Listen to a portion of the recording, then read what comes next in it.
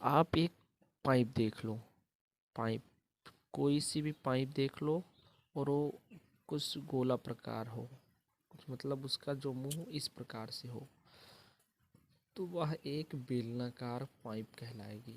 ठीक, और पाइप ऐसे भी जितनी आती हैं वो सब बेलनाकार होती हैं। ये हो गया। देखिए लिखते हैं सबसे पहले बेलन। पहले हम देखिए, हमने इसकी ऊंचाई को h मान लिया और यहाँ से जो त्रिज्या है यहाँ से यहाँ तक की हमने उसको r मान लिया स्मॉल में।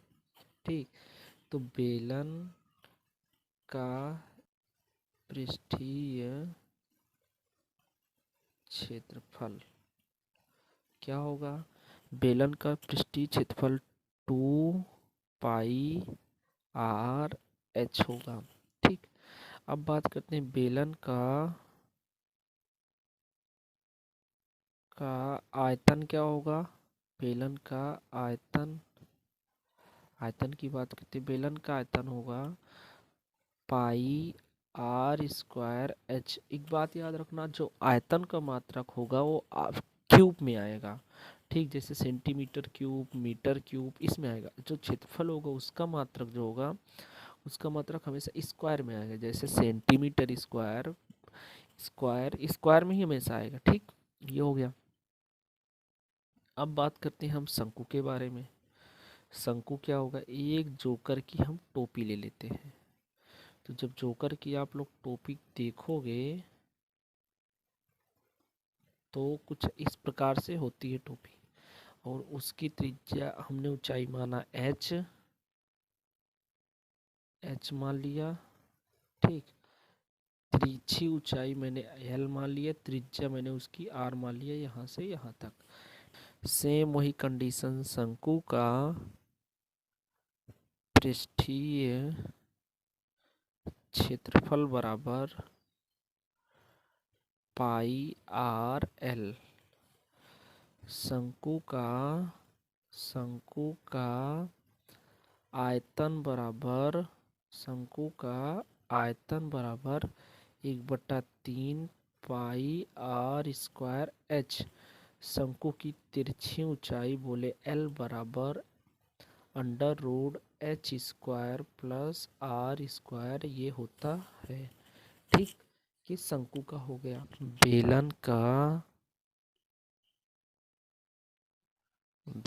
का संपूर्ण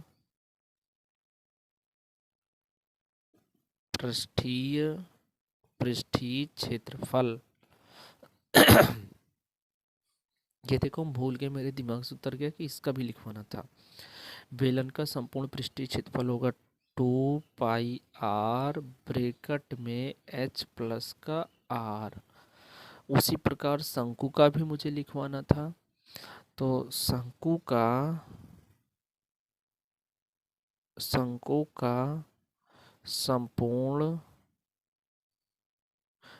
पृष्ठीय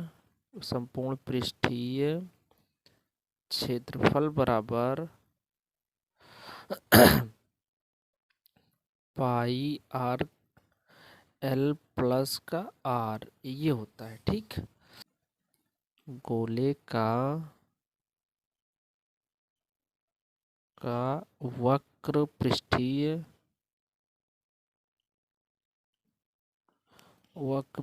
क्षेत्रफल क्या होगा? गोले का वक्र पृष्ठीय क्षेत्रफल 4 पाई आर स्क्वायर। गोले का आयतन लिखते हैं, गोले का आयतन, आयतन क्या होगा? गोले का आयतन 4/3 पाई आर क्यूब। अब बात करते हैं, इसमें अर्धगोला भी आ जाएगा। तो अर्धगोले का आयतन, वही आधा हो जाएगा, 2/3 पाई आर क्यूब। और अर्धगोले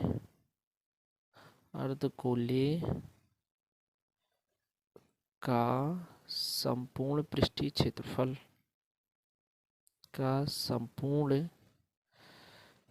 पृष्ठीय क्षेत्रफल क्या होगा? संपूर्ण पृष्ठीय 3 पाई r²। ठीक, ये हो गया। तो क्या करोगे, सबसे पहले इस छिन्नक का आयतन लिखते हैं।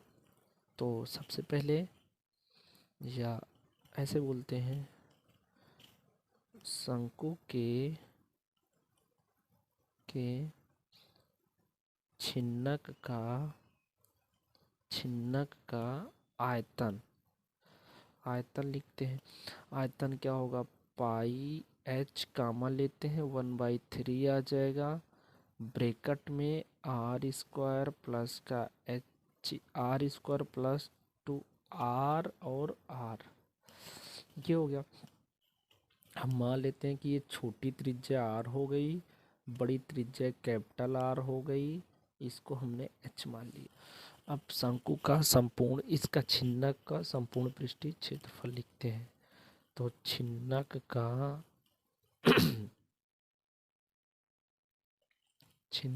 का संपूर्ण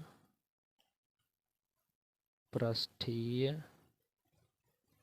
क्षेत्रफल बराबर क्या होगा? तो देखो, इधर नहीं आएगा, मैं नीचे लिख देता हूँ। ठीक, पाई ब्रैकेट में capital R² plus small r² plus L common ले लेंगे, कैपिटल R प्लस का R, ब्रैकेट बंद। ठीक, घन एक ऐसी आकृति है जिसकी सभी भुजाएं बराबर होगी। वर्ग वाला नहीं सोचना है, इस प्रकार की आकृति रहेगी 3D में। ठीक, इसकी सभी भुजाएं बराबर है, मैंने मान लिया। तो मैंने इसकी भुजा को नाम दे दिया A। ठीक, तो घन का आयतन क्या होगा? सबसे पहले आयतन से स्टार्ट करते हैं। घन का आयतन होता है भुजा का क्यूब, बोले तो A का क्यूब। घन का पृष्ठीय क्षेत्रफल क्या होगा? ठीक, वही घन का संपूर्ण पृष्ठीय क्षेत्रफल या पृष्ठीय क्षेत्रफल बोलो। तो घन का संपूर्ण पृष्ठीय क्षेत्रफल बराबर 6 गुणे भुजा का स्क्वायर। ठीक है, अगर मैं बोलूँ एक कमरा घनाकार है, घनाकार में सबसे बड़े, मैं बोलूँ तो सबसे बड़े छड़ की लंबाई निकालो, तो क्या करोगी? घन का विकर्ण आएगा। ठीक, तो घन का विकर्ण बराबर √3a। ठीक है, ये हो घनाभ का। अगर आपको समझना है तो सबसे पहले आप एक ईंट देख लो। ईंट जो होता है वो घनाकार होता है। ठीक, तो ईंट में लंबाई, चौड़ाई और ऊंचाई सब होती है और सब अलग अलग होती है। ये देखो, ये मैंने बना दिया घनाभ। अब मैं अभी आपको दिखाता हूँ। ये इसकी लंबाई हो गई L, ये इसकी चौड़ाई हो गई B, ये इसकी ऊंचाई हो गई H। ठीक, ये घनाभकार होता है। तो क्या करोगे? घनाभ का आयतन कैसे निकालते हैं? आयतन बराबर LBH, ये घनाभ का आयतन हो गया। घनाभ का विकर्ण निकालना हुआ तो घनाभ का विकर्ण बराबर √L² B² प्लस का H², पूरे पे रूट रहेगा। घनाभ का क्षेत्रफल निकालना हुआ तो संपूर्ण में निकलता है 2LB HB और HL, ये हो गया।